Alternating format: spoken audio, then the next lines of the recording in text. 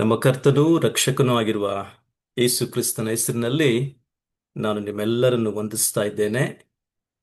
ಈ ಝೂಮ್ ವೇದಿಕೆಯ ಮೂಲಕವಾಗಿ ನಾವು ಪ್ರತಿ ವಾರ ಸೇರಿ ದೇವರ ವಾಕ್ಯಗಳನ್ನು ಕಲಿಯುವಂತೆ ದೇವರು ಕೊಟ್ಟಂತ ಈ ಒಂದು ಅಮೂಲ್ಯವಾದಂಥ ಅವಕಾಶಕ್ಕಾಗಿ ಕರ್ತನನ್ನು ಸ್ತುತಿಸ್ತೇನೆ.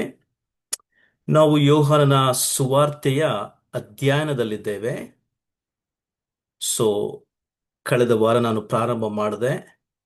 ಇದನ್ನು ನಾನು ಇವತ್ತು ಈ ಪರಿಚಯವನ್ನು ನಾನು ಮುಂದುವರಿಸ್ಕೊಂಡು ಹೋಗ್ಲಿಕ್ಕೆ ನಾನು ಇವತ್ತು ಪ್ರಯತ್ನ ಮಾಡ್ತೇನೆ. ಮುಂದಿನ ವಾರದಿಂದ ನಾವಾದಷ್ಟು ಯೋಹಾನನ ಸುವಾರ್ತೆಯ ಒಂದೊಂದು ಭಾಗಗಳನ್ನು ತೆಗೆದುಕೊಂಡು ಅದರ ಅಧ್ಯಯನ ಇರ್ತದೆ. ಸದ್ಯಕ್ಕೆ ಇವತ್ತು ನಾನು ಪರಿಚಯವನ್ನು ನಾನು ಮುಂದುವರಿಸಿಕೊಂಡು ನಿಮಗೆ ಆ ಯೋಹಾನನ ಸುವಾರ್ತೆಯ ಪ್ರಮುಖವಾದಂಥ ಕೆಲವು ಪರಿಚಯವನ್ನು ನಾನು ನಿಮಗೆ ಮಾಡಿಕೊಡ್ಲಿಕ್ಕೆ ಪ್ರಯತ್ನ ಮಾಡ್ತೇನೆ. ನೀವು ಸ್ಕ್ರೀನ್ ಮೇಲೆ ನೋಡುವ ಹಾಗೆ ನಾನು ಈ ಇಡೀ ಪುಸ್ತಕಕ್ಕೆ ಕೊಟ್ಟಿರ್ತಕ್ಕಂಥ ಒಂದು ಶೀರ್ಷಿಕೆ ಏನಂದ್ರೆ, ನೀವು ಇಡೀ ಪುಸ್ತಕವನ್ನು ಓದುವಾಗ ಒಂದು ಅರ್ಥ ಆಗುತ್ತೆ. ಅನೇಕರು ಯೇಸುವನ್ನು ನೋಡ್ಲಿಕ್ಕೆ ಬಂದು ಯೇಸುವಿನಲ್ಲಿ ಇರ್ತಕ್ಕಂಥ ಆಶ್ಚರ್ಯಕರವಾದಂಥ ಸಂಗತಿಯನ್ನು ಅವರು ವೀಕ್ಷಿಸಿ ನಂಬುವಂತವರಾದ್ರು. ಮತ್ತು ಇನ್ನು ಕೆಲವರಿಗೆ ಯೇಸುವನ್ನು ಬಂದು ನೋಡಿ ಆತನು ಯಾರು ಎಂಬುದಾಗಿ ಅನುಭವದಿಂದ ತಿಳುಕೊಂಡು ಆತನ ಜೊತೆಗೆ ನಡೆಯುವಂತ ಒಂದು ಆಹ್ವಾನ ಕೊಡಲ್ಪಡ್ತು. ಅದು ಮೊದಲನೇ ಅಧ್ಯಾಯದಲ್ಲಿ ನಾವು ನೋಡ್ತೇವೆ.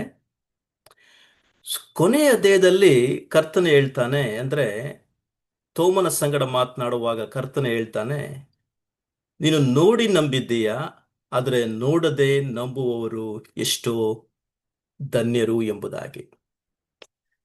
ಸೊ ಕೆಲವರು ನಾನು ನೋಡದೆ ನಂಬುವುದಿಲ್ಲ ಎಂಬ ಒಂದು ತೀರ್ಮಾನಕ್ಕೆ ಬರ್ತಾರೆ. ಅಂದ್ರೆ ಅದ್ಭುತಗಳನ್ನು ನೋಡಬೇಕು, ನನ್ನ ಜೀವಿತದಲ್ಲಿ ಏನೋ ಆಗಬೇಕು, ಆಮೇಲೆ ನಾನು ನಂಬುತ್ತೇನೆ ಎಂಬ ತೀರ್ಮಾನಗಳಿಗೆ ಬರ್ತಾರೆ. ಆದ್ರೆ ಕರ್ತನೆ ಹೇಳ್ತಾನೆ, ನೋಡದೆ ನಂಬುವವರೇ ಧನ್ಯರು ಎಂಬುದಾಗಿ.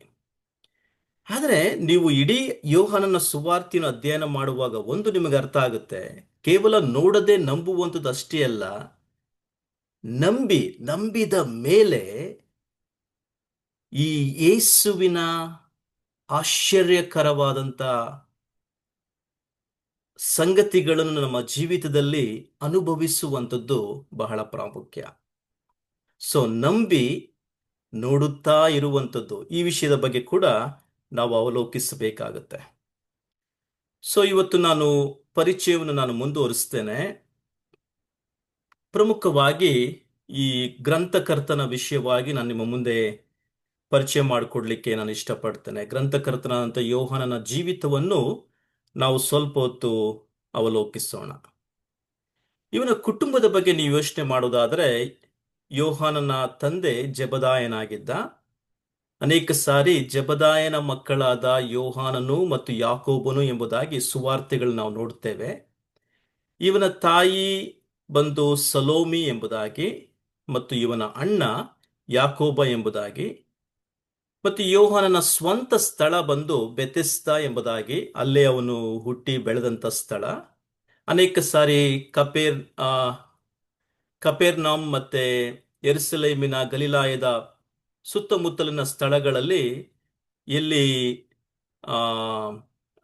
ಅಲ್ಲಿ ಅವರು ಮೀನನ್ನು ಹಿಡಿಯುವಂತ ಸಂಗತಿಗಳು ನಾವು ನೋಡುತ್ತೇವೆ. ಆದರೆ ಪ್ರಮುಖವಾಗಿ ಅವರು ಬಂದಿರತಕ್ಕಂಥ ಸ್ಥಳ ಬೆಥೆಸ್ದಾ. ಇವರ ವೃತ್ತಿ ಏನಾಗಿತ್ತಂದ್ರೆ ಮೀನು ಹಿಡಿಯುವಂತ ಬೆಸ್ತರಾಗಿದ್ರು. ಮತ್ತು ಇವರ ತಂದೆಯ ಜೊತೆಗೆ ಮತ್ತು ಇವರ ಜೊತೆಗೆ ಅನೇಕ ಆಳುಗಳನ್ನು ಇಟ್ಟುಕೊಂಡು ಈ ಮೀನು ಹಿಡಿಯುವಂತ ಒಂದು ವ್ಯಾಪಾರವನ್ನು, ಹಿಡಿದ ಮೇಲೆ ಅದರ ವ್ಯಾಪಾರವನ್ನು ಮುಂದುವರಿಸ್ತಾ ಇದ್ರು. ಅನೇಕ ಆಳುಗಳಿಗೆ ಅವರು ಕೆಲಸ ಕೊಟ್ಟಿರುವ ಕಾರಣ ಒಂದು ಸಾಮಾನ್ಯವಾದಂಥ ಕುಟುಂಬ ಎಂಬುದಾಗಿ ನೀವು ಗಮನಿಸಬಹುದು. ಅಷ್ಟೊಂದು ಕಡು ಬಡತನದಿಂದ ಇರುವಂತಹ ಕುಟುಂಬ ಅಲ್ಲ, ಬೇರೆಯವರಿಗೂ ಕೂಡ ಕೆಲಸವನ್ನು ಕೊಟ್ಟು ವ್ಯವಚಾರ ಮಾಡುವಂತ ಒಂದು ಕುಟುಂಬವಾಗಿತ್ತು. ಆದ್ರೆ ನಿಜವಾಗಿ ನೋಡಿದ್ರೆ ಯಾಕೋಬನೇ ಆಗಲಿ ಮತ್ತೆ ಯೋಹಾನನೇ ಆಗಲಿ ಇವರಿಬ್ಬರಿಗೆ ಯಾವುದೇ ವಿದ್ಯಾರ್ಹತೆ ಇರಲಿಲ್ಲ ಎಂಬುದಾಗಿ ಕೂಡ ನಾವು ಗಮನಿಸ್ತೇವೆ. ಅಪೊಸ್ತಲರ ಕೃತಿಯ 4ನೇ ಅಧ್ಯಾಯ 13ನೇ ವಚನದಲ್ಲಿ ಅಲ್ಲಿರ್ತಕ್ಕಂಥ ಜನರು ಗಮನಿಸ್ತಾರೆ, ಯಾವುದೇ ವಿದ್ಯಾರ್ಹತೆ ತರಬೇತಿ ಇಲ್ಲದಂಥವರು ಇಷ್ಟು ಧೈರ್ಯವಾಗಿ ಆ ಮಾತನಾಡುತ್ತಾರಲ್ಲ ಎಂಬುದಾಗಿ ಅವರ ವಿಷಯವಾಗಿ ಕೂಡ ಜನರು ಸಾಕ್ಷಿ ಕೊಡುತ್ತಾರೆ. ಮತ್ತೆ ಈ ಯೋಹಾನನ ಒಂದು ರಕ್ಷಣೆಯ ಅನುಭವವನ್ನು ನಾವು ಗಮನಿಸುವಾಗ ಬಹುಶಃ ನನಗನ್ಸಿದ ಮಟ್ಟಿಗೆ ನೀವು ಯೋಹಾನನ ಸುವಾರ್ತೆ 1ನೇ ಅಧ್ಯಾಯ ನೀವು ಗಮನಿಸುವಾಗ ನಿಮ್ಗೆ ಅರ್ಥ ಆಗುತ್ತೆ. ಯೋ ಕರ್ತನನ್ನು ಅಂದ್ರೆ ಕರ್ತನಾದಂಥ ಯೇಸು ಕ್ರಿಸ್ತನನ್ನು ಸಂಧಿಸುವುದಕ್ಕಿಂತ ಮುಂಚಿತವಾಗಿ ಸ್ನಾನಿಕನಾದಂಥ ಯೋಹಾನನ ಶಿಷ್ಯರಲ್ಲಿ ಇವನು ಒಬ್ಬನಾಗಿರಬಹುದು. ಕಾಲಕ್ರಮೇಣ ಯೇಸುವಿನ ಕರೆಗೆ ಇವನು ವಿಧೇಯನಾಗ್ತಾನೆ. ಅವನು ಮೀನನ್ನು ತನ್ನ ತಂದೆಯ ಜೊತೆಗೆ ಮೀನನ್ನು ಹಿಡಿಯುತ್ತಾ ಇರುವಾಗ ಯೇಸು ಯೋಹಾನನನ್ನು ಮತ್ತು ಯಾಕೋಬನನ್ನು ಕರೀತಾರೆ ಅಷ್ಟೇ. ಆ ಕರೆಗೆ ಅವರು ಆಕರ್ಷಿಸಲ್ಪಟ್ಟು ಆ ಕರೆಗೆ ವಿಧೇಯರಾಗಿ ಎಲ್ಲವನ್ನು ಬಿಟ್ಟು ಯೇಸುವನ್ನು ಹಿಂಬಾಲಿಸಿದಂತ ಕ್ಷಣವನ್ನು ಕೂಡ ನಾವು ಗಮನಿಸ್ತೇವೆ. ಮೂರನೇದಾಗಿ ಇವರ ಒಂದು ಶಿಷ್ಯತ್ವದ ಜೀವಿತವನ್ನು ಕೂಡ ನೀವು ಗಮನಿಸಬೇಕು. ಯೋಹಾನನು ಮೊದಲು ಕರೆಯಲ್ಪಟ್ಟನು. ಎರಡನೇದಾಗಿ ಯೇಸುವಿನ ಸಂಗಡ ಇರುವುದಕ್ಕೂ ಆತನ ಬೋಧನೆಗಳನ್ನು ಕೇಳುವುದಕ್ಕೂ ಆತನು ಹೋಗುವಂತೆ ಎಲ್ಲಾ ಸ್ಥಳಗಳಿಗೆ ಪ್ರಯಾಣ ಮಾಡುವುದಕ್ಕೂ ಇವನಿಗೆ ಒಂದು ಉತ್ತಮವಾದಂಥ ಅವಕಾಶ ಕೊಡಲ್ಪಟ್ಟಿತ್ತು. ಅಷ್ಟೇ ಅಲ್ಲದೆ ಯೇಸುವಿನ ಸೇವಾ ದಿನಮಾನಗಳಲ್ಲಿ ಕೆಲವೊಂದು ಸ್ಥಳಗಳಿಗೆ ಕೂಡ ಯೋಹಾನನು ಇನ್ನೊಬ್ಬರ ಜೊತೆಗೆ ಕಳುಹಿಸಲ್ಪಟ್ಟ ಸುವಾರ್ತೆ ಸಾರೋದಕ್ಕೋಸ್ಕರವಾಗಿ. ಮತ್ತು ವಿಶೇಷವಾಗಿ ಯೋಹಾನನ ಶಿಷ್ಯ ಮಂಡಳಿಯಲ್ಲಿ ಮೂವರು ಇರ್ತಾರೆ. ಪ್ರಮುಖವಾಗಿ ಯಾಕೋಬ, ಯೋಹಾನ ಮತ್ತು ಪೇತ್ರ. ಆ ಒಂದು ವಿಶೇಷತೆಯನ್ನು ಕೂಡ ಇವನು ಹೊಂದಿದ್ದ. ಪ್ರಮುಖವಾಗಿ ಶಿಷ್ಯ ಮಂಡಳಿಯಲ್ಲಿ ಮೂವರು ಕೆಲವೊಂದು ಸ್ಥಳಗಳಿಗೆ ಮಾತ್ರ ಕರ್ತನ ಜೊತೆಗೆ ಹೋಗ್ಲಿಕ್ಕೆ ಇವರಿಗೆ ಅವಕಾಶವಿತ್ತು. ಪ್ರಮುಖವಾಗಿ ನೀವು ಗಮನಿಸಿದ್ರೆ ರೂಪಾಂತರ ಬೆಟ್ಟ ಎಂಬುದಾಗಿ ನಾವು ನೋಡ್ತೇವೆ. ಆ ರೂಪಾಂತರ ಬೆಟ್ಟದಲ್ಲಿ ಕರ್ತನು ಸಂಪೂರ್ಣವಾಗಿ ತನ್ನ ಮಹಿಮೆಯನ್ನು ಪೇತ್ರನಿಗೂ, ಯಾಕೋಬನಿಗೂ ಮತ್ತು ಯೋಹಾನನಿಗೂ ತೋರಿಸ್ತಾರೆ. ಅದಕ್ಕೆ ಕಾಲಕ್ರಮೇಣ ಯೋಹಾನನು ಸುವಾರ್ತೆಯನ್ನು ಬರೆಯುವಾಗ ಹೇಳ್ತಾನೆ, ನಾವು ಆತನ ಮಹಿಮೆಯನ್ನು ಕಂಡೆವು. ಅಂದ್ರೆ ನಾನು ನೇರ ಸಾಕ್ಷಿ.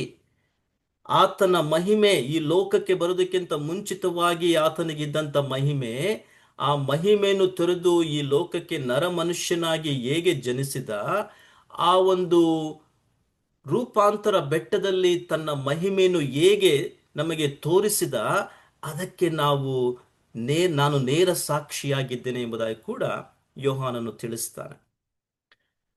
ನಾಲ್ಕನೇ ವಿಷಯದಲ್ಲಿ ಯೋಹಾನನ ಒಂದು ಶಿಷ್ಯತ್ವವನ್ನು ನಾವು ಗಮನಿಸುವಾಗ ಅನೇಕ ಆತ್ಮೀಕವಾದಂಥ ಕೊರತೆಗಳನ್ನು ಕೂಡ ಇವನನ್ನು ನಾವು ನೋಡುತ್ತೇವೆ.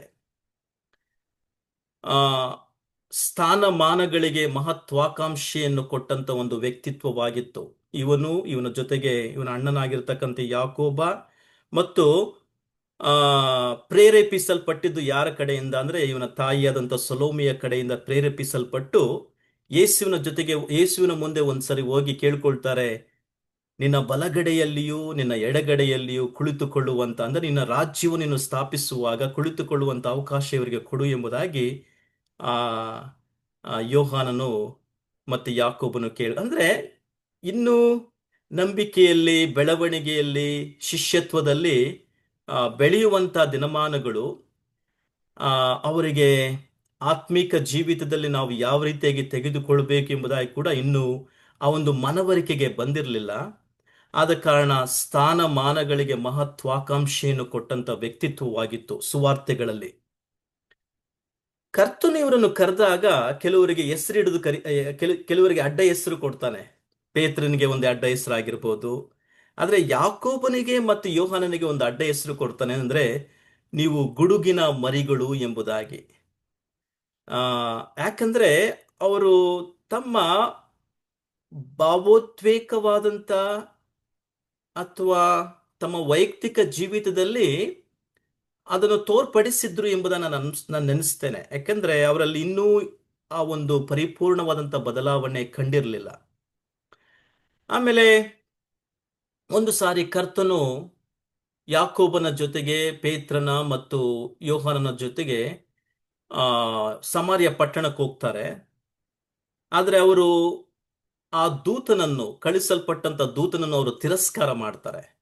ಆ ಸಂದರ್ಭದಲ್ಲಿ ಯೋಹಾನ್ ಹೇಳ್ತಾನೆ, ಸ್ವಾಮಿ ನೀನು ಅವಕಾಶ ಕೊಟ್ರೆ ಆಕಾಶದಿಂದ ಬೆಂಕಿ ಬಿದ್ದು ಇವರೆನ್ನೆಲ್ಲನ್ನು ನಾಶ ಮಾಡಲಿ ಎಂಬುದಾಗಿ ಅವರ ಮೇಲೆ, ಅಂದ್ರೆ ಸಮಾರ್ಯರ ಮೇಲೆ ದ್ವೇಷವನ್ನು ಇವನು ವ್ಯಕ್ತಪಡಿಸ್ತಾನೆ. ಅಂದ್ರೆ ಒಂದು ಕಾಲಕ್ಕೆ ಆ ಆ ಸ್ಥಾನಮಾನಗಳಿಗೆ ಮಹತ್ವಾಕಾಂಕ್ಷೆಯನ್ನು ಕೊಟ್ಟಂತ ವ್ಯಕ್ತಿ, ತನ್ನ ವೈಯಕ್ತಿಕ ಜೀವಿತದಲ್ಲಿ ಕೋಪವನ್ನು, ಕ್ರೋಧವನ್ನು ತನ್ನ ಸ್ವಾಧೀನಕ್ಕೆ ತರದ ವ್ಯಕ್ತಿ ಮತ್ತು ಬೇರೆಯವರ ನಾಶನಕ್ಕೆ ದ್ವೇಷವನ್ನು ವ್ಯಕ್ತಪಡಿಸಿದಂತ ಒಂದು ಸ್ವಭಾವ ಅವನಾಗಿತ್ತು.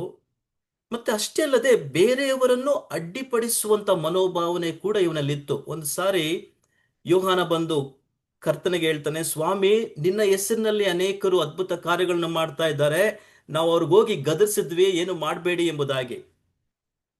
ಅಲ್ಲಿ ಕರ್ತ ಹೇಳ್ತಾನೆ, ಒಂದು ವೇಳೆ ಅವರು ನಮ್ಮ ಕಡೆಯವರಾಗಿದ್ದರೆ ಅವರು ನಮಗೆ ವಿರೋಧಿಗಳಾಗೋದಿಲ್ಲ, ಅವ್ರು ಮಾಡುವುದನ್ನು ಮಾಡ್ಲಿ, ಬಿಟ್ಬಿಡಿ, ಅವ್ರನ್ನ ಅಡ್ಡಿ ಮಾಡಕ್ ಹೋಗ್ಬೇಡಿ ಎಂಬುದಾಗಿ ಕರ್ತನ ಹೇಳ್ತಾನೆ. ಅಂದ್ರೆ ಯೋಹಾನನು ಅವನಿಗಿದ್ದಂತ ಸ್ನೇಹ, ಆ ಇದನ್ನು ನಾವು ಗಮನಿಸುವಾಗ, ಸ್ನೇಹ ವೃಂದವನ್ನು ಗಮನಿಸುವಾಗ ಈ ಒಂದು ಆ ಅನೇಕ ವೈಯಕ್ತಿಕವಾದಂಥ ಸಮಸ್ಯೆಗಳು ಅವನಲ್ಲಿ ಬರ್ತವೆ.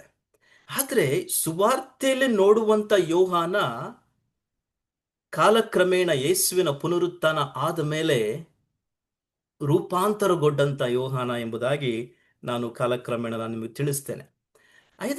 ಐದನೇದಾಗಿ ನೀವು ಗಮನಿಸಬೇಕು, ಈ ಯೋಹಾನ ಒಂದು ಸಮರ್ಪಣೆಯ ಜೀವಿತ ಎಂಥದ್ದಾಗಿತ್ತಂದ್ರೆ, ಯೇಸು ಸ್ವಾಮಿ ಹಿಡಿಯಲ್ಪಡ್ತಾನೆ, ಆತನನ್ನು ಕ್ರೂಜೆಗೆ ಹಾಕ್ತಾರೆ. ಎಲ್ಲಾ ಶಿಷ್ಯರುಗಳು ಭಯಕ್ಕೆ ಒಳಗಾಗಿ ಓಡಿ ಹೋಗ್ಬಿಡ್ತಾರೆ. ಎಲ್ಲಿ ನಮ್ಮನ್ನು ಹಿಡ್ಕೊಂಡು ಕೂಡ ಹಿಂಸೆ ಪಡಿಸ್ತಾರೆ ಅಥವಾ ಕೊಲ್ತಾರೆ ಅಥವಾ ಸಿಲುಬೆಗೆ ಹಾಕ್ತಾರೋ ಎಂಬುದಾಗಿ ಭಯಪಟ್ಟು ಪೇತ್ರನು ಕೂಡ, ಎಲ್ಲರೂ 11 ಜನ ಶಿಷ್ಯರುಗಳು ಕೂಡ ಓಡಿ ಹೋಗ್ಬಿಡ್ತಾರೆ. ಆದ್ರೆ ಯೋಹಾನ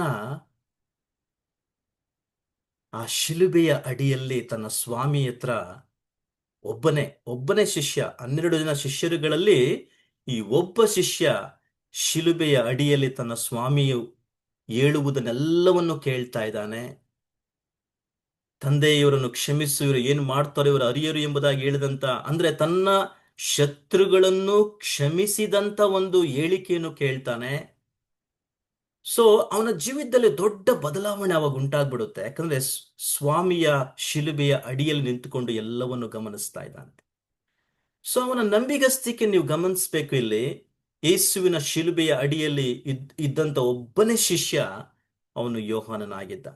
ಅಲ್ಲಿ ಕರ್ತನು ಆ ಶಿಷ್ಯನಿಗೆ ಒಂದು ಹೊಸ ಬಾಧ್ಯತೆಯನ್ನು ಕೊಡ್ತಾನೆ ಅಥವಾ ಜವಾಬ್ದಾರಿಯನ್ನು ಕೊಡ್ತಾನೆ. ತನ್ನ ತಾಯಿಯಾಗಿರ್ತಕ್ಕಂಥ ಮರಿಯಳನ್ನು, ಮುದುಕಿಯಾಗಿ ತನ್ನ ತಾಯಿಯಾಗಿರ್ತಕ್ಕಂಥ ಮರಿಯಳನ್ನು ಪರಾಂಬರಿಸುವಂತ ಒಂದು ಅವಕಾಶವನ್ನು, ಜವಾಬ್ದಾರಿಯನ್ನು ಕರ್ತನು ಯೋಹಾನನಿಗೆ ಕೊಡ್ತಾನೆ. ಸೊ ಅದೇನು ಸೂಚಿಸ್ತದೆ ಅಂದ್ರೆ ಅವನ ಸಮರ್ಪಣೆ, ನಂಬಿಗಸ್ತಿಕೆ ಕೊನೆವರೆಗೂ ಉಳ್ಕೊಳ್ತು ಎಂಬುದಾಗಿ. 6ನೇ ಅಂಶ ಇವನ ಬಗ್ಗೆ ನೀವು ಗಮನಿಸಬೇಕಾದ ವಿಷಯ ಏನಂದ್ರೆ, ಯೇಸು ಸ್ವಾಮಿ ಪುನರುತ್ಥಾನಾಗಿ ಎದ್ದು ಬಂದು 40 ದಿನಗಳು ಅವರ ಸಂಗಡ ಸಂಚಾರ ಮಾಡಿ, ಇನ್ನೇನು 10 ದಿನಗಳಲ್ಲಿ ನೀವು ಪವಿತ್ರಾತ್ಮನ ಬಲವನ್ನು ಹೊಂದಿಕೊಳ್ತೀರಾ, ಯೆರೂಸಲೇಮಿನಲ್ಲೇ ಕಾದುಕೊಂಡಿರಿ ಎಂಬುದಾಗಿ ಹೇಳಿ ಹೋದ ಮೇಲೆ ಆ ಯೆರೂಸಲೇಮಿನಲ್ಲಿ ಶಿಷ್ಯ ಮಂಡಳಿಯ ಸಂಗಡ ಇದ್ದುಕೊಂಡು ಪ್ರಾರ್ಥನೆಯಲ್ಲಿ 10 ದಿನಗಳು ಪ್ರಾರ್ಥನೆಯಲ್ಲಿ ನಿರತನಾಗಿದ್ದ. ಆದ ಕಾರಣ ಆ 10 ದಿನಗಳ ಪ್ರಾರ್ಥನೆ ಇವನಲ್ಲಿ ಒಂದು ದೊಡ್ಡ ಬದಲಾವಣೆಯನ್ನು ಕೂಡ ಉಂಟು ಮಾಡಿತು ಎಂಬುದನ್ನು ನಾನು ನಂಬ್ತೇನೆ. ಯಾಕೆಂದ್ರೆ ಅಪೊಸ್ತಲರ ಕೃತ್ಯ 2ನೇ ಅಧ್ಯಾಯದಲ್ಲಿ ಪಂಚಾಶತ್ತಮ ದಿನದಲ್ಲಿ ಪವಿತ್ರಾತ್ಮನು ಇಳಿದು ಬಂದಾಗ ಆ ಪವಿತ್ರಾತ್ಮನು ಅವರಲ್ಲಿ ತುಂಬಿದ ಮೇಲೆ ಅವರಲ್ಲಿ ಒಂದು ದೊಡ್ಡ ಬದಲಾವಣೆ ಉಂಟಾಯಿತು. ನೋಡ್ತೇವೆ, ಪವಿತ್ರಾತ್ಮದಿಂದ ಬಲ ಹೊಂದಿದವನಾಗಿ ಕ್ರಿಸ್ತನ ನಿಮಿತ್ತ ಬಂದಂತ ಎಲ್ಲಾ ಹಿಂಸೆಗಳನ್ನು ಯೋಹಾನನು ದಿಟ್ಟತನದಿಂದ ಎದುರುಗೊಳ್ತಾನೆ. 4ನೇ ಅಧ್ಯಾಯಕ್ಕೆ ನೀವು ಬಂದ್ರೆ ಅಂದ್ರೆ ಅಪೊಸ್ತಲರ ಕೃತ್ಯಗಳು ನಿಮ್ಗೆ ಅರ್ಥ ಆಗುತ್ತೆ. ಅಲ್ಲಿ ಅವರೆಲ್ಲರೂ ಅಂದ್ರೆ ಕ್ರಿಸ್ತ ವಿರೋಧಿಗಳಾಗಿರ್ತಕ್ಕಂಥ ಯಹೂದ್ಯರೆಲ್ಲರೂ ಕೂಡ ಒಂದು ಸಂಚು ಹಾಕ್ತಾರೆ. ಇವರನ್ನು ನಾವು ನಿಲ್ಲಿಸಬೇಕು, ಇವರನ್ನು ನಾವು ಗದರಿಸಿ ಇವರಿಗೆ ಸೆರೆಮನೆಗೆ ಹಾಕಬೇಕು, ಇವರು ಎಲ್ಲಾ ಕಡೆಗಳಿಗೆ ಹಬ್ಬಿಕೊಳ್ತಾ ಇದ್ದಾರೆ ಎಂಬುದಾಗಿ ಅವರ ಮೇಲೆ ಒಂದು ಸಂಚು ಉಂಟು ಮಾಡಿದಾಗ ನೇರವಾಗಿ ಆ ಒಂದು ಜನಗಳ ಮುಂದೆ ಯೋಹಾನನು ಮತ್ತು ಪೇತ್ರ ನಿಂತುಕೊಂಡು ಹೇಳ್ತಾರೆ, ಇಗೋ, ಕ್ರಿಸ್ತನಿಗೋಸ್ಕರ ನಾವು ಹಿಂಸೆಗಳನ್ನು ಅನುಭವಿಸಲು ಕೂಡ ಸಿದ್ಧವಾಗಿದ್ದೇವೆ. ದೇವರನ್ನು ಹೊರತು ಬೇರೆ ಯಾರಿಗೂ ನಾವು ವಿಧೇಯರಾಗುವುದಿಲ್ಲ.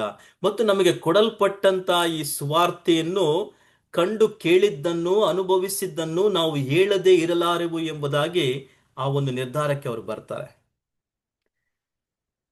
ಇವನ ಸೇವೆ ನೀವು ಗಮನಿಸಬೇಕು. ಅದ್ಭುತವಾದಂತ ಸೇವೆ ಪೇತ್ರನ ಜೊತೆಗೆ ಪ್ರಾರಂಭವಾಗುತ್ತೆ.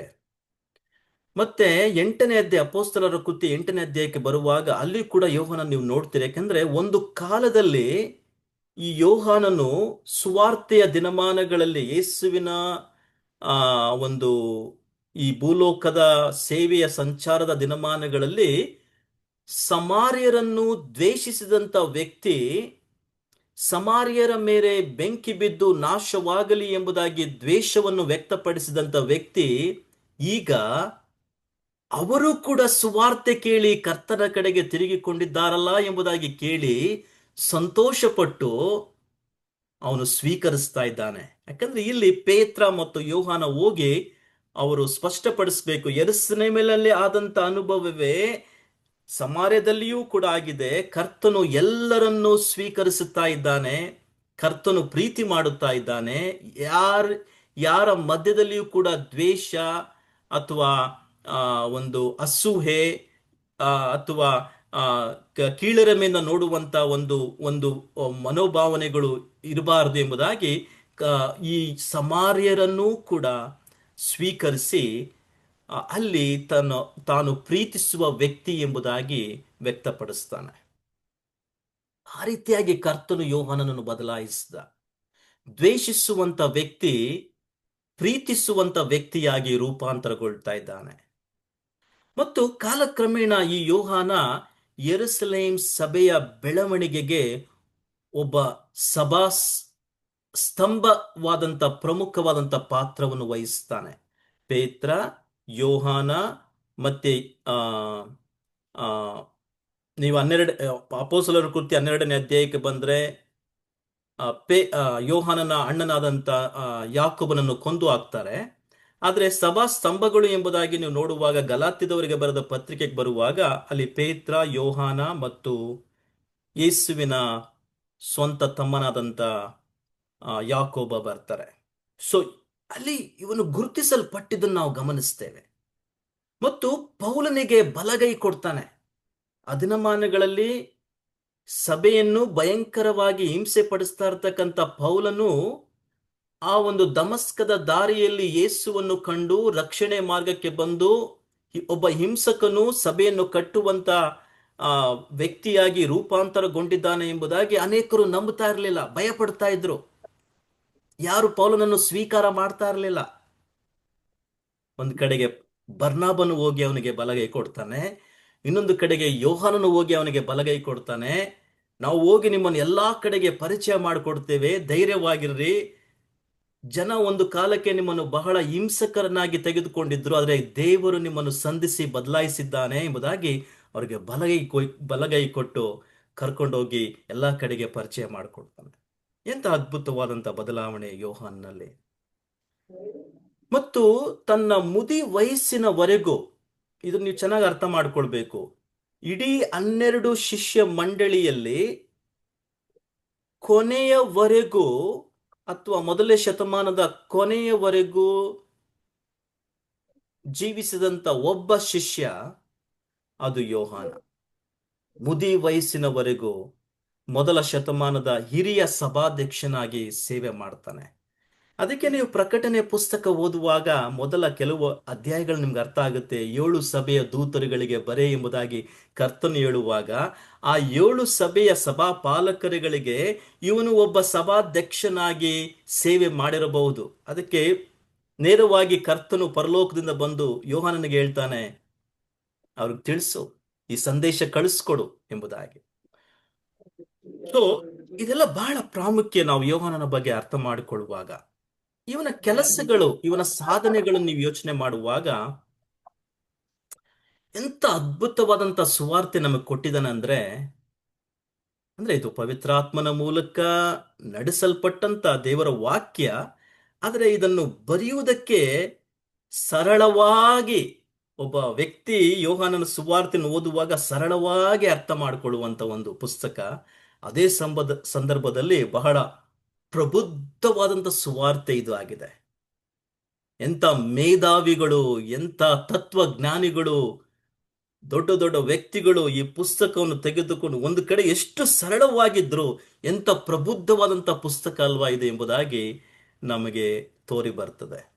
ಮತ್ತು ಇವನು ಕೇವಲ ಸುವಾರ್ತೆಯನ್ನು ಬರೆದಿದ್ದು ಅಷ್ಟೇ ಅಲ್ಲ, 3 ಪತ್ರಿಕೆಗಳನ್ನು ಬರೆದಿದ್ದಾನೆ. 3 ಪತ್ರಿಕೆಗಳ ಜೊತೆಯಲ್ಲಿ ಹೊಸ ಒಡಂಬಡಿಕೆಯ ಕೊನೆಯ ಪುಸ್ತಕವಾಗಿರ್ತಕ್ಕಂಥ ಪ್ರಕಟಣೆಯ ಪುಸ್ತಕವನ್ನು ಕೂಡ ಬರೆದಿದ್ದಾನೆ. ಸೊ ಪೌಲನು 13 ಪತ್ರಿಕೆಗಳನ್ನು ಬರೆದ್ರೆ, ಯೋಹಾನನು ಹೊಸ ಒಡಂಬಡಿಕೆಯಲ್ಲಿ 5 ಪುಸ್ತಕಗಳನ್ನು ಕೊಡುಗೆಯಾಗಿ ನಮಗೆ ಕೊಡುವುದಕ್ಕೆ ಪವಿತ್ರಾತ್ಮನು ಯೋಹಾನನನ್ನು ಉಪಯೋಗಿಸಿದ್ದಾನೆ.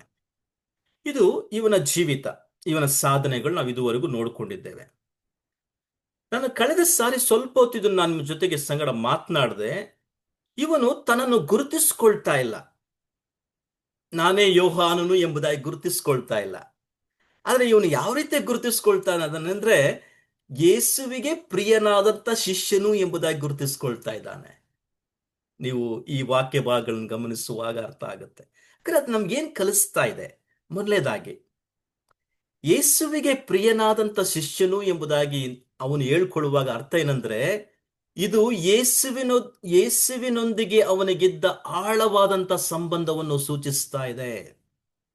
2 ಕಡೆ ನೀವು ನೋಡ್ತೀರಾ, ಯೋಹಾನನು ಯೇಸುವಿನ ಎದೆಯ ಮೇಲೆ ಒರಗಿಕೊಂಡಿದ್ದಾನೆ. ಅರ್ಥ ಏನಂದ್ರೆ, ಅಷ್ಟು ಯೇಸುವಿಗೆ ಹತ್ತಿರವಾಗಿ ಅವನು ಬೆಳೆದ.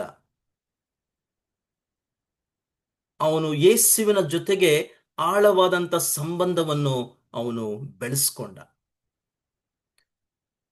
2ನೇದಾಗಿ, ಇವನ ನಂಬಿಗಸ್ತಿಕೆಯ ಜೀವಿತವನ್ನು ನೀವು ಗಮನಿಸಬೇಕು.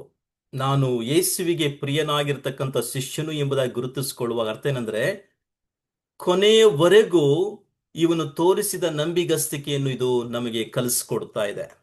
ಕೊನೆಯವರೆಗೂ ಯೇಸುವಿನ ಶಿಲುಬೆಯ ಅಡಿಯಲ್ಲಿ ಇದ್ದುಕೊಂಡು ಎಲ್ಲವನ್ನು ಗಮನಿಸ್ತಾ ಇದ್ದಾನೆ. ಸ್ವಾಮಿ ಅವನಿಗೆ ಒಂದು ಜವಾಬ್ದಾರಿ ಕೊಡ್ತಾರೆ ಮತ್ತು 1ನೇ ಶತಮಾನದ ಕೊನೆಯವರೆಗೂ ನಂಬಿಗಸ್ತನಾಗಿ ಕರ್ತನ ಸೇವೆಯನ್ನು ಮಾಡ್ತಾನೆ. ಇದು ಅವನ ನಂಬಿಗಸ್ತಿಕೆಯನ್ನು ಸೂಚಿಸ್ತಾ ಇದೆ. 3ನೇದಾಗಿ, ಇವನ ಒಂದು ವಿಶೇಷವಾದಂತ ಆತ್ಮಿಕ ದೃಷ್ಟಿಯು ಕೂಡ ಇದೆ ಎಂಬುದನ್ನು ಕೂಡ ಇದು ಸೂಚಿಸ್ತಾ ಇದೆ.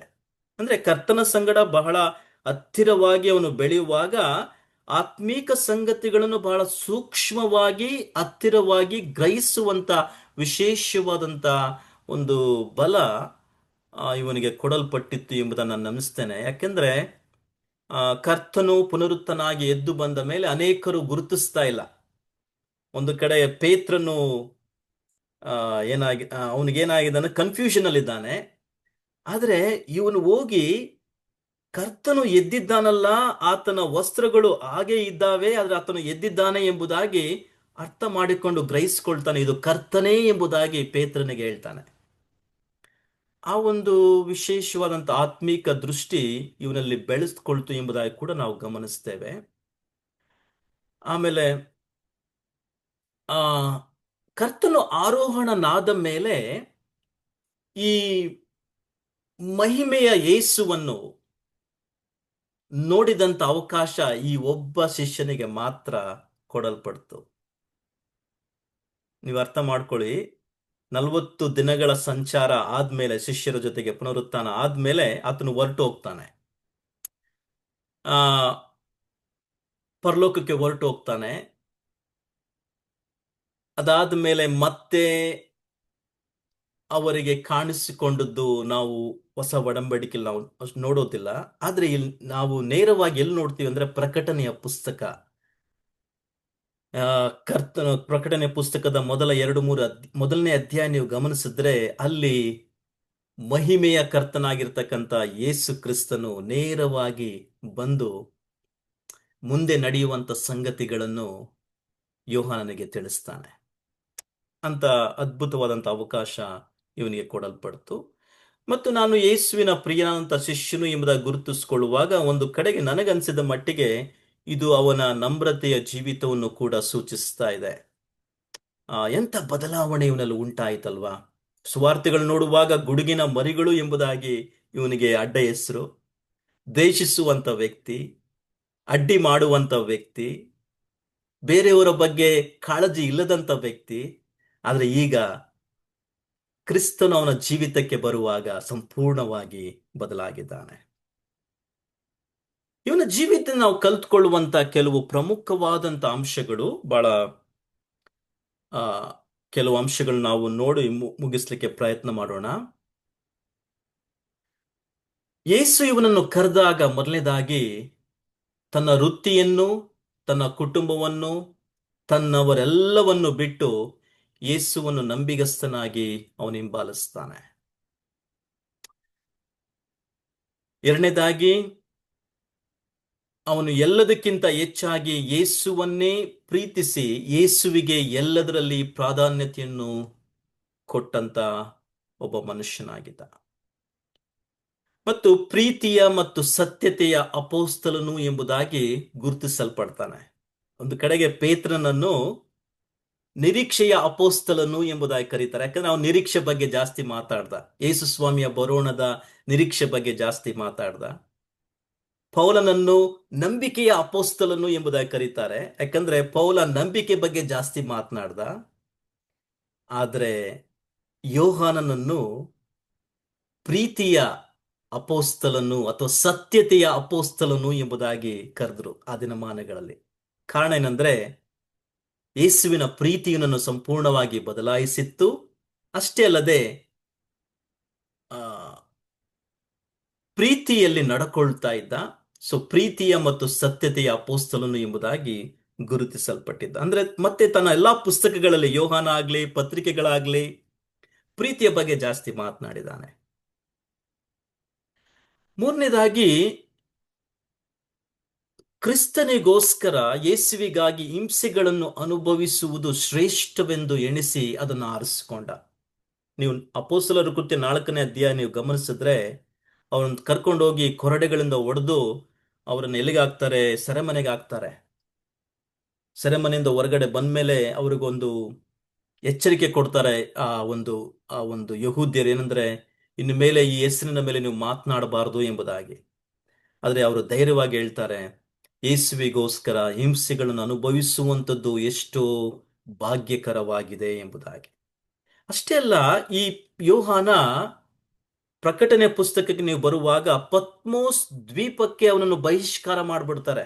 ಆ ದಿನಮಾನಗಳಿದ್ದಂತ ಒಂದು ರೋಮ ಸಾಮ್ರಾಜ್ಯದ ಅಧಿಕಾರಿಗಳು ಏನ್ ಮಾಡ್ತಾರೆ ಅಂದ್ರೆ ಪತ್ಮೋಸ್ ದ್ವೀಪಕ್ಕೆ ಇವನನ್ನು ಬಹಿಷ್ಕಾರ ಮಾಡ್ಬಿಡ್ತಾರೆ. ಯಾಕಂದ್ರೆ ಇವನು ಓದ ಕಡೆ ಎಲ್ಲ ಏನೇನೋ ಮಾಡ್ತಾ ಇದ್ದಾನೆ,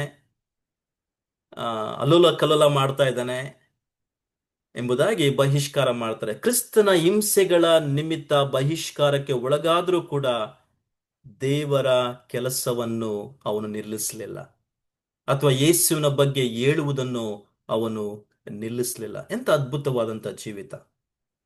ಮತ್ತೆ ಇವನ ಜೀವಿತದಲ್ಲಿ ನಾವು ಕಲ್ತ್ಕೊಳ್ಬೇಕಾದಂತ ಇನ್ನೊಂದು ಪ್ರಮುಖವಾದಂತ ಅಂಶ ಏನಂದ್ರೆ, ಪ್ರೀತಿ, ದಯೆ, ಸತ್ಯತೆಯಲ್ಲಿ ಕ್ರಿಸ್ತನ ಮಾದರಿಯನ್ನು ತೋರಿಸ್ತಾ ಇದ್ದಾನೆ. ಪ್ರೀತಿ ಅಂದ್ರೆ ಏನು ಅಂತ ಕಲಿಬೇಕಾದ್ರೆ ಯೋಹಾನನ ಸುವಾರ್ತೆ ಓದ್ಬೇಕು, ಪತ್ರಿಕೆಗಳನ್ನು ಓದ್ಬೇಕು ನೀವು. ಮತ್ತು ಕೃಪೆಯಿಂದ ತುಂಬಿದಂತ ಜೀವಿತ, ದಯೆಯಿಂದ ತುಂಬಿದಂತ ಜೀವಿತ, ಕ್ರಿಸ್ತನ ಮೂಲಕ ಬರುವಂತ ಆ ಒಂದು ಕೃಪೆಯ ಜೀವಿತ ಎಂಥದ್ದು ಎಂಬುದಾಗಿ ಅರ್ಥ ಮಾಡಿಕೊಳ್ಬೇಕಾದ್ರೆ ಅವನ ಪುಸ್ತಕಗಳನ್ನ ಓದ್ಬೇಕು. ಸತ್ಯತೆ ಬಗ್ಗೆ ಬಹಳ ಮಾತನಾಡ್ತಾನೆ. ಸೊ ಕ್ರಿಸ್ತನ ಮಾದರಿಯನ್ನು ತೋರಿಸ್ಕೊಟ್ಟಂತ ವ್ಯಕ್ತಿ ಎಂಬುದಾಗಿ ನಾವು ಅರ್ಥ ಮಾಡ್ಕೊಳ್ಬಹುದು.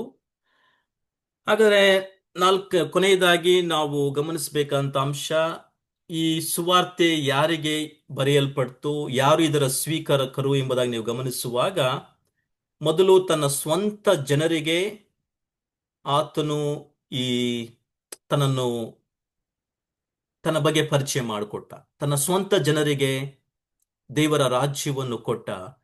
ಆದರೆ ತನ್ನ ಸ್ವಂತ ಜನರು ಸ್ವೀಕಾರ ಮಾಡಿದ್ರು, ತನ್ನ ಸ್ವಂತ ಜನರು ತಿರಸ್ಕಾರ ಮಾಡಿದ್ರು. ಆದ ಕಾರಣ ಎಲ್ಲರಿಗೂ, ಆತನಲ್ಲಿ ನಂಬಿಕೆ ಇಡುವಂತ ಎಲ್ಲರಿಗೂ ಈ ಸುವಾರ್ತೆ ಕೊಡಲ್ಪಟ್ಟಿದೆ ಅಥವಾ ಬರೆಯಲ್ಪಟ್ಟಿದೆ. ಇದರ ಮೂಲ ಉದ್ದೇಶ ನಾವು ಕಳೆದ ಸಾರಿ ಅರ್ಥ ಮಾಡಿಕೊಂಡಿದ್ದೇವೆ. ಯೋಹನನ ಸುವಾರ್ತೆ 20ನೇ ಅಧ್ಯಾಯ 30ರಿಂದ 31ನೇ ವಚನ ನಾನು ಓದಿದ್ದೇನೆ, ಅರ್ಥ ಮಾಡಿಕೊಂಡಿದ್ದೇವೆ. ಯೇಸುವಿನ ಒಬ್ಬ ನೇರ ಸಾಕ್ಷಿದಾರನಾಗಿ ಯೋಹನನು ತನ್ನ ಸುವಾರ್ತೆಯಲ್ಲಿ ಕೆಲವು ಸಂಗತಿಗಳನ್ನು ಮಾತ್ರ ಆರಿಸ್ಕೊಳ್ತಾನೆ, ಎಲ್ಲವನ್ನೂ ಮಾತನಾಡೋದಿಲ್ಲ.